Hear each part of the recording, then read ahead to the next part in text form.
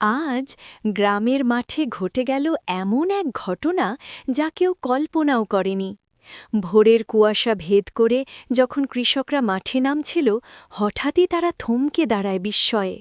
সবুজ ধানের মাঝখানে যেন রূপকথার মতো এক দৃশ্য জীবন্ত হয়ে উঠেছে।